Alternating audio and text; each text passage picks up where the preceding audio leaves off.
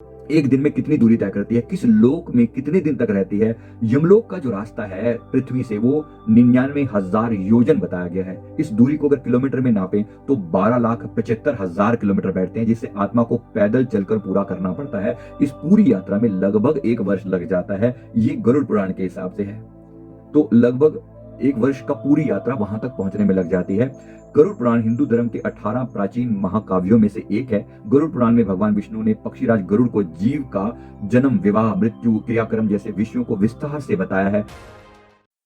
नमस्कार, self awakening mission से संजीव मलिक। दोस्तों, हमारा आज का ये वीडियो आपके द्वारा पूछे हुए कुछ प्रश्नों के उत्तर देने के लिए है। विशेष रूप से जो लोग सवाल करते हैं, जो लोग कहते हैं कि आत्मा आखिर कितने दिन तक घर पे रहती है, गरुड़ पुराण में इसका बड़ा विस्तार से आंसर दिया हुआ है।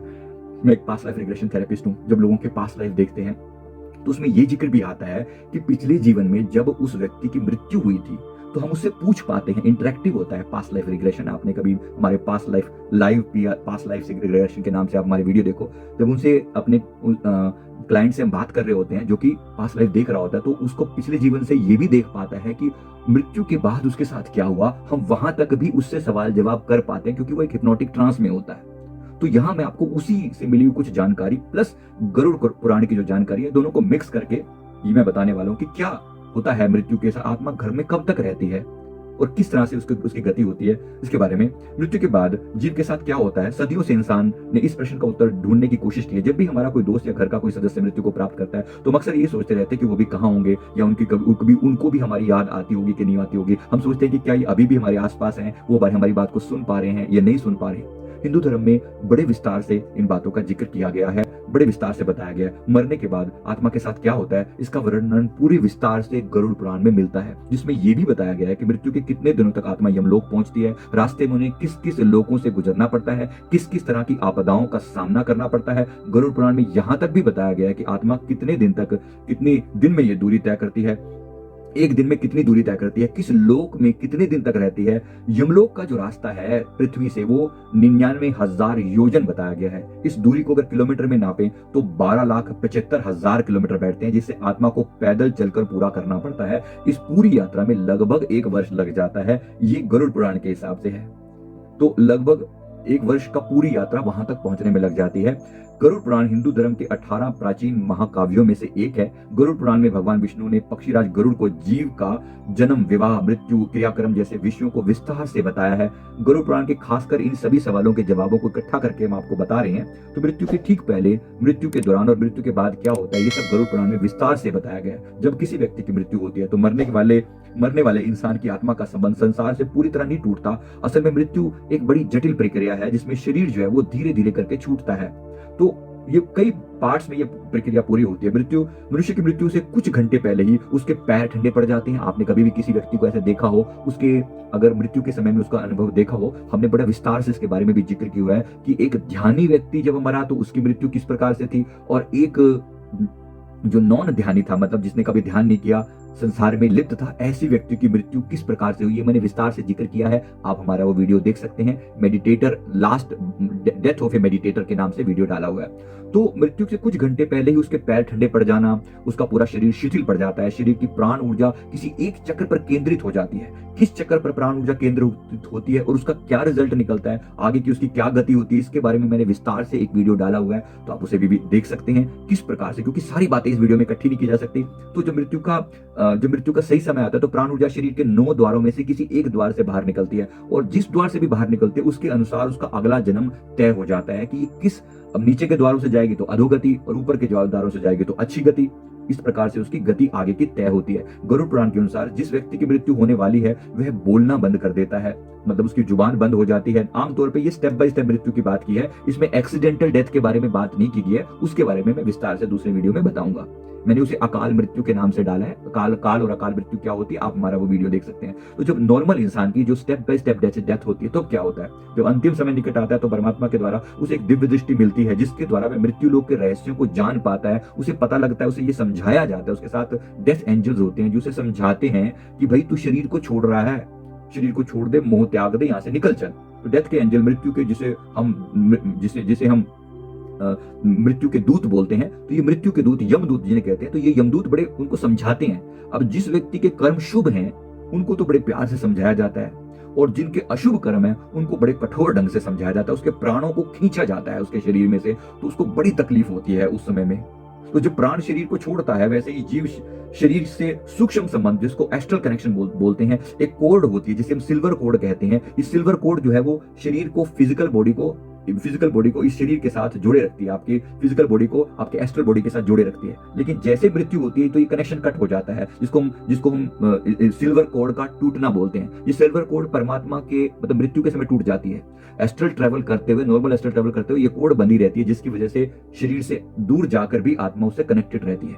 लेकिन मृत्यु के समय में कोड कट जाती है और शरीर से बाहर निकलते हुए आत्मा जो है अब वहां से ऊपर उठ जाती है। बहुत बार इस शरीर की अटैचमेंट के कारण इतना मोह था, सारी जिंदगी शरीर को संभाला, तो ये आत्मा बार बार इस शरीर में वापस प्रवेश करने का प्रयास करती है। गरुड़ पुराण में बताया गया है कि मृत्यु के समय 2 यमदूत आते हैं जो देखने में भयानक होते हैं, जैसे मैंने अभी आपको बोला, जो अब जाकी रही भावना जैसी प्रभु मूर्त तीन देखी तैसी, मतलब ये यमदूत भी अलग अलग लोगों के लिए अलग अलग टाइप का रूप लेते हैं। जैसे ही सामने वाले के भाव, उसके लिए मृत्यु यमदूत वैसे बन जाते हैं। यही यमदूत वास्तव में होते तो देवदूत ही हैं, लेकिन देवदूत और यमदूत में कोई बहुत ज्यादा, जैसे ही सामने वाला व्यक्ति होता है उसी के हिसाब से उसको वैसी ही इनकी सूरत नजर आती है।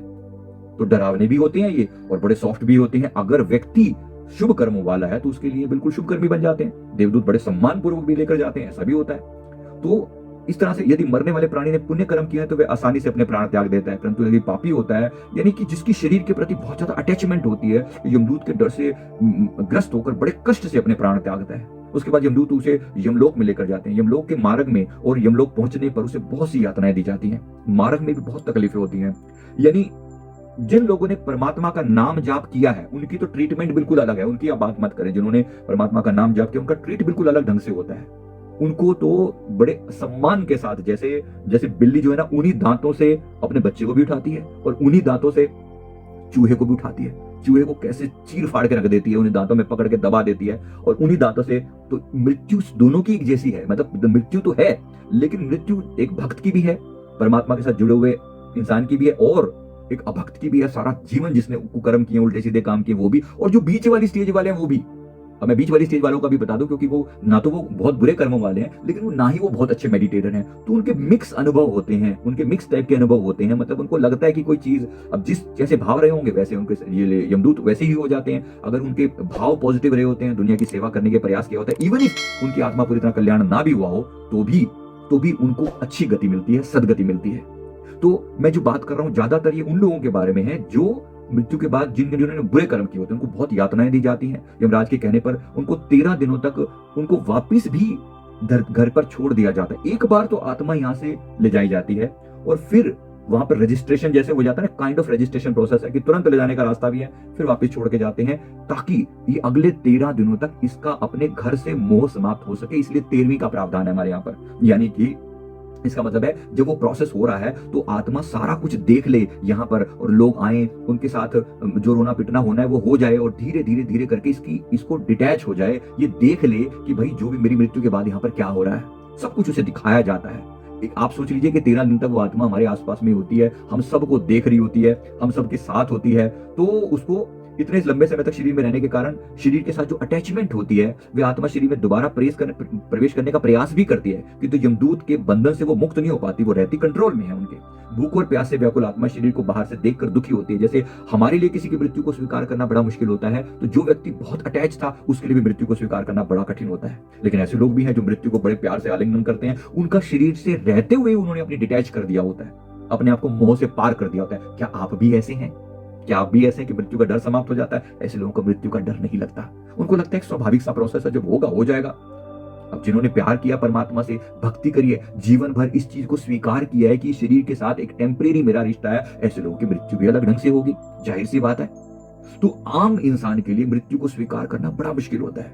आत्मा शरीर की मृत्यु को स्वीकार करने से इनकार कर देती है और शरीर के जिंदा रहने का एहसास बना रहता है। उसे बहुत सी आत्माओं को ऐसा लगा रहता है कि मैं जिंदा हूं, तो वो शरीर को छूने का प्रयास करती है। शरीर के पास खड़े व्यक्तियों को कभी कभी इसलिए कभी आपको लगा होगा कि जो आसपास में जो लोग होते हैं उनको कभी कभी व्यक्ति के चेहरे, हाथ पैरों में मौजूदगी सी मामूली सी कोई हरकत भी देखने को मिल सकती है, या वो एक तरीके से आत्मा उस कमरे में मौजूद लोगों का रोना, बातचीत करना, शोर की तरह वो सुनाई दे पाती है, वो सुन पाती है। आत्मा अपने प्रियजनों को रोता देखकर उनसे बात करने की भी कोशिश करती है। वह चिल्ला चिल्ला कर बोलती है कि मैं यही हूं, मैं यही हूं, मेरी बात को सुनो, लेकिन कोई उसकी बात को सुन नहीं पाता। धीरे धीरे आत्मा को यह एहसास होता है कि ये शरीर मर चुका है, धीरे धीरे एहसास होता है। अगर घर का माहौल ठीक ठाक हो, पॉजिटिव हो, मतलब पॉजिटिव का मतलब है अगर वो बहुत दुखी हो रहे हैं ना, बहुत दुखी हो रहे हैं, तो फिर आत्मा बहुत परेशान होती है, बहुत दुखी होती है और वो जाना नहीं चाहती।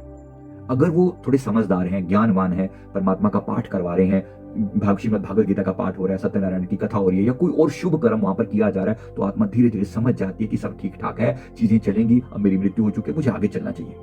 राइट? जिसको समझ है वो प्यार से चला जाएगा, जिसको समझ नहीं है तो क्या होता है, फिर वो वहीं अटकने का प्रयास करते हैं। उसको लगता है कि मैं तो खत्म हो गया, ऐसा तो नहीं होना चाहिए था, तो वो अलग अलग लोगों के सपनों में आकर अपनी डिमांड बताती है कि मेरे को ये करना था, वो करना था, उसके मन में सब चलता रहता है। तो वापसी का कोई रास्ता, जब उसको लगता है कि शरीर मर चुका है और वापसी का कोई रास्ता नहीं है, तो फिर उस समय आत्मा देखती है, घर वालों को देखती रहती है, आसपास में सब कुछ देखती सुनती है। अंतिम संस्कार के दौरान भी आत्मा शरीर को जलता हुआ देखती है। इसलिए अच्छा है सनातन धर्म में, जैसे जब मुर्दे को जला दिया जाता है तो अच्छा है, उससे क्या होता है, शरीर समाप्त हो गया तो आत्मा को उससे अटैचमेंट खत्म हो जाना आसान हो जाता है।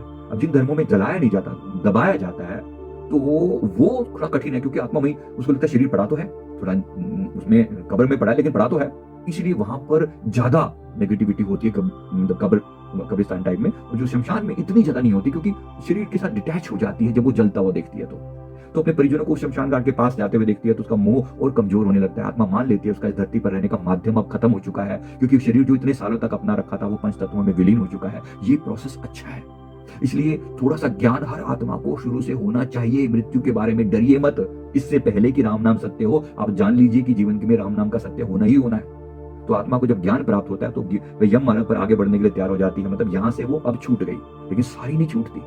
बहुत सी आत्मा अगर 100 जाती हैं, 100 तो 50 या 60 तो यहीं अटक जाती है, वो नहीं जाती, मना कर देती, हमें नहीं जाना, हम यहीं पर इन्हीं के बीच में रह लेंगे, ऐसे ही रह लेंगे।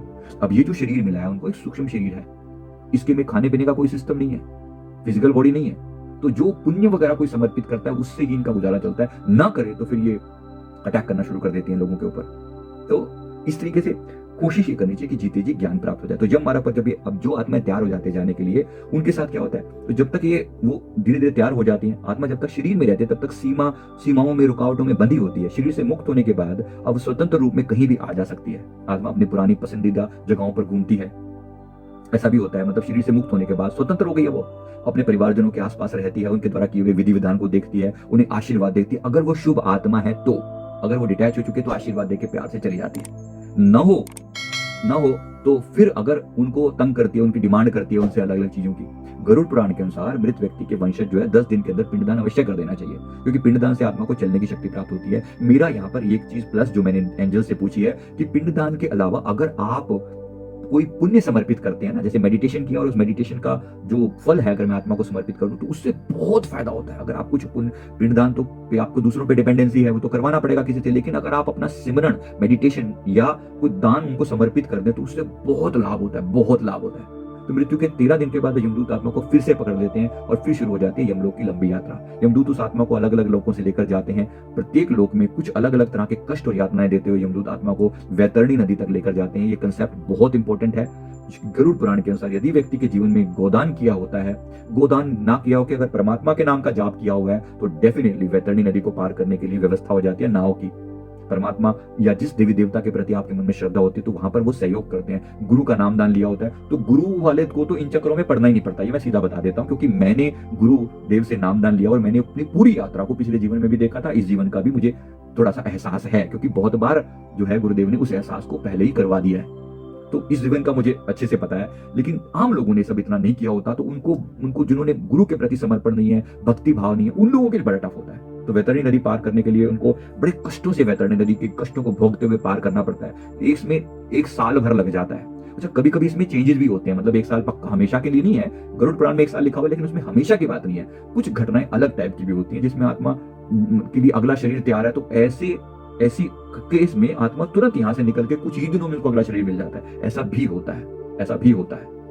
तो जो प्रावधान है वो ऐसा है, लेकिन बाकी केसेस में ऐसा भी होता है। कुछ दिनों में, कुछ घंटों में भी ऐसा हो सकता है कि यहां से निकले दूसरे शरीर में उनके लिए तैयार था, वो पहले से ही सब चीजें तय थी, तो ऐसा भी हो जाता है। तो यानी ओवरऑल जो मैंने आपको बताया, यम मार्ग का जो आत्मा की जो कष्ट है ना वो बड़े खतरनाक है। तो इसकी सबसे बड़ी बात है, जेह मार्ग के गिने जाए ना तो कोसा, ऐसा गुरवाणी में लिखा है, मन उहा नाम संग तेरे तोषा। कि जिस मार्ग के कोस गिनने बड़े मुश्किल हो जाते हैं, इतना लंबा मार्ग है, उस मार्ग में परमात्मा का नाम सदा तेरा साथ देगा। इसलिए परमात्मा को भूल मत, सदा याद रख। जिसने परमात्मा को याद किया, अंतिम समय में भगवान आकर उनके हृदय में वास करते हैं, उनको अपने हृदय से लगाकर अपनी आत्मा का कल्याण कर देते हैं। गुरु का शरण लिया, गुरु कल्याण कर देते हैं। मतलब अपने कोई माई बाप बचाओ, उनके साथ रिश्ता बनाओ, जीते जी इस बात को समझ लो, ताकि मृत्यु के बाद इतना कष्ट ना सहना पड़े। मैं उम्मीद करता हूँ बात समझ में आ गई होगी। इतना सारा लंबा डिस्क्रिप्शन मैंने इसीलिए दिया ताकि आप पूरे विस्तार से चीजों को समझ पाएं। वीडियो अच्छा लगे लाइक करें, कमेंट करें, चैनल को जरूर सब्सक्राइब कर लें। Thank you very much. Thank you.